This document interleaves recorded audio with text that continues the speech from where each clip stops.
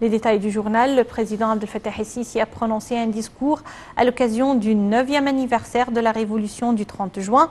Dans son discours, le chef de l'État a détaillé les défis qu'a affronté le pays après la révolution ainsi que les acquis réalisés jusqu'à présent. Voici les détails de ce discours. Le président Abdel Fattah el-Sisi s'est adressé aujourd'hui à la nation à l'occasion du 9e anniversaire de la révolution du 30 juin. El-Sisi a déclaré que dans la vie des peuples, il existe des jours pas comme les autres, ajoutant que la nation égyptienne avait vécu de tels jours, dont parmi les plus glorieux, le 30 juin 2013, qui restera toujours gravé dans les cœurs, génération après génération. El-Sisi a indiqué que ce jour-ci, la voix de l'Égypte résonnait à travers le monde, en déclarant que le pays ne sera pas pris. Le chef de l'État a ajouté que le 30 juin, les Égyptiens avaient écrit leur propre constitution émanée de leur conscience. Le président a souligné que l'esprit du 30 juin restera toujours un phare pour le travail à l'avenir, qui nous guide et inspire pour faire face aux plus difficiles défis actuels qui sont la pandémie du coronavirus et la guerre russo-ukrainienne et leurs répercussions. Il a indiqué que l'Égypte avait affronté de fortes vagues de terrorisme noir qui avaient visé la patrie, mais qui s'étaient effondrées sur les rochers de la forte volonté des Égyptiens. Le chef président de la République a ajouté que l'Égypte avait fait face à une situation économique inédite, qu'elle a dépassée avec la résistance héroïque du peuple. Il a indiqué que l'Égypte avait affronté un autre défi, qui est la préservation de l'État et la construction de l'avenir. Le président a dit que le peuple égyptien est conscient actuellement de la valeur de sa patrie. Et El-Sisi a enfin salué les âmes des martyrs des forces armées et de la police qui se sont sacrifiés en faveur de la patrie.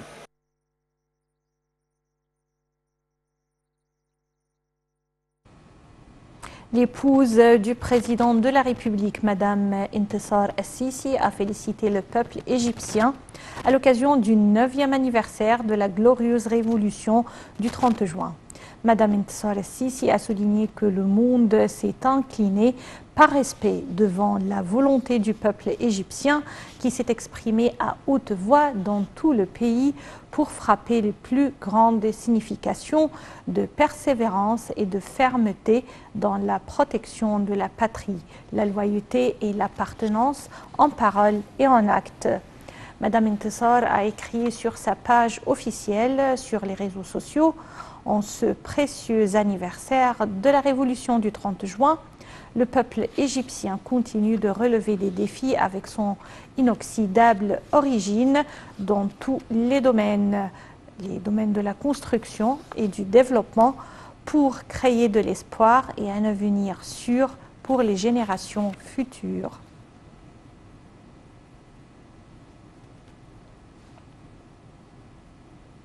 À l'occasion du 9e anniversaire de la glorieuse révolution du 30 juin, le Premier ministre Dr Mostafa Madbouli a envoyé une lettre de félicitations au président Abdel Fattah el-Sisi, au cours de laquelle il a affirmé que la révolution de juin représente une journée importante dans la vie du peuple égyptien qui s'est soulevé par millions contre les forces du mal qui ont kidnappé la patrie. Le ministre de l'Intérieur, Mahmoud Tawfiq, et le commandant général des forces armées et ministre de la Défense et de la production militaire, le général d'armée Mohamed Zaki, ont également envoyé des félicitations au président el-Sisi. Le président de l'autorité nationale des médias, Hussein Zain, a aussi envoyé au président un message de félicitations à l'occasion de la révolution. Le Moufti de la République, Dr Shawqi Alem, a en outre envoyé un message de félicitations. Le 30 juin 2013, le peuple égyptien a déclenché une nouvelle révolution pour rectifier la marche de la révolution du 25 janvier 2011 et récupérer les espoirs de la patrie. Des dizaines de millions de citoyens sont descendus dans les rues des villes égyptiennes pour demander la démission d'un régime dictatorial accusé de gouverner au seul profit des islamistes et de laisser l'économie s'effondrer.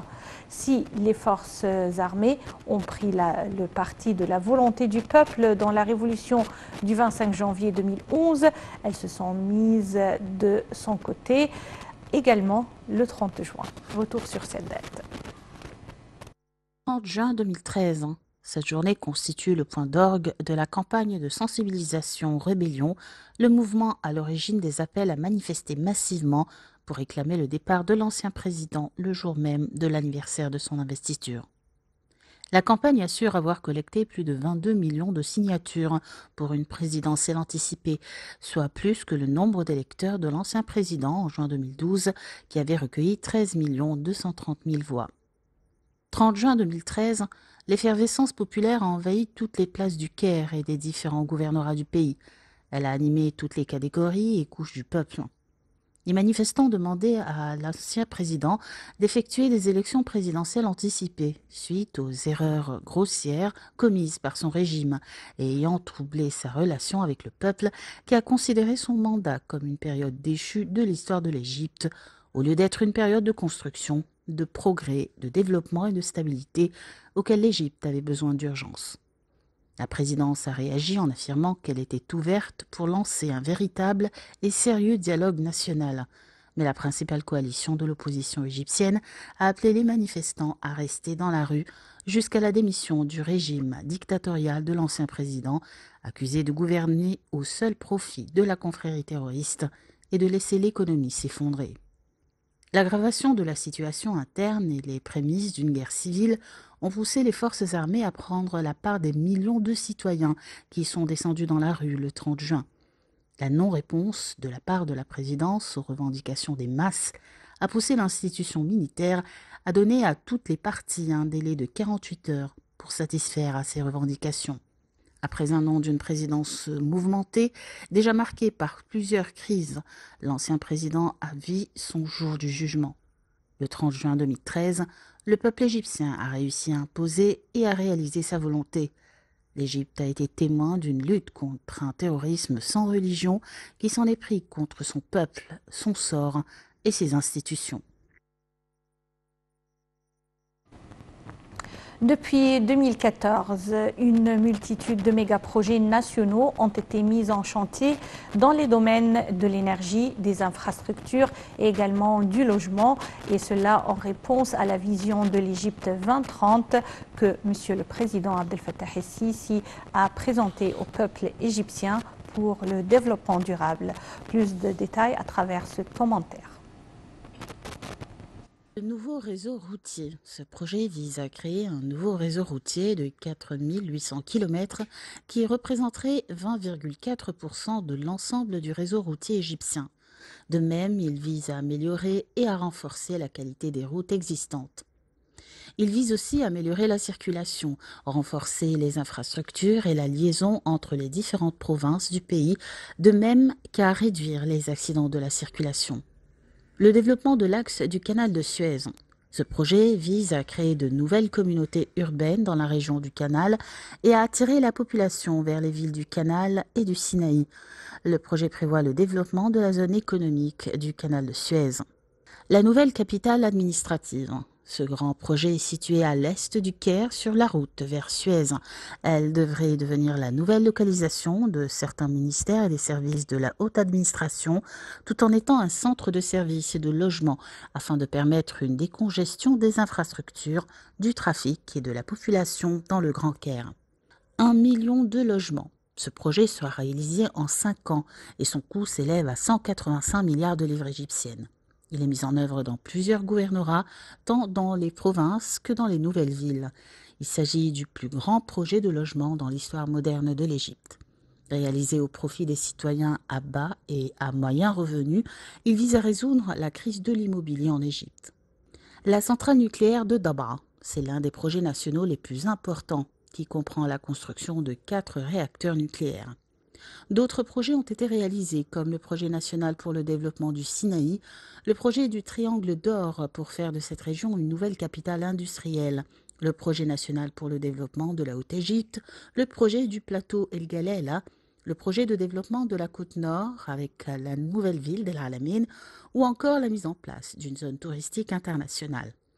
Un autre aspect de ces projets est l'irrigation des terres afin de permettre une extension des terres cultivées, principalement dans les gouvernorats de Giza, Menia et Henna.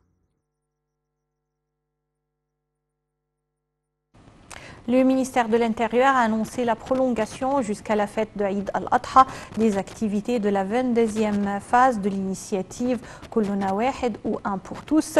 Cette initiative lancée à la mi-mars ou en mi-mars est organisée sous l'égide du président Abdel Fattah al-Sisi, fournit aux citoyens au niveau de la République tous les produits de première nécessité à haute qualité et à des prix réduits jusqu'à 60% en comparaison à ceux du marché. Le ministère a fait état de coordination avec toutes les chaînes commerciales au niveau de la République pour que tous les citoyens tirent profit de cette initiative présidentielle.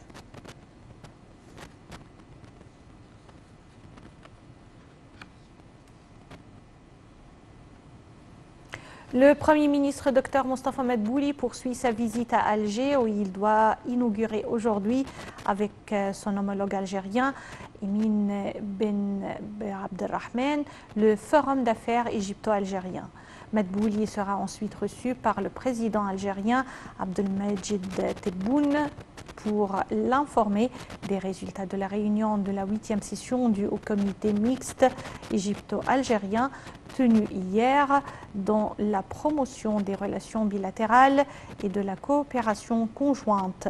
Les deux côtés ont signé lors de cette session plusieurs accords bilatéraux et mémorandums d'entente. La 8e session du Haut Comité mixte égypto-algérien se tient pour la première fois depuis la 7e session en 2014.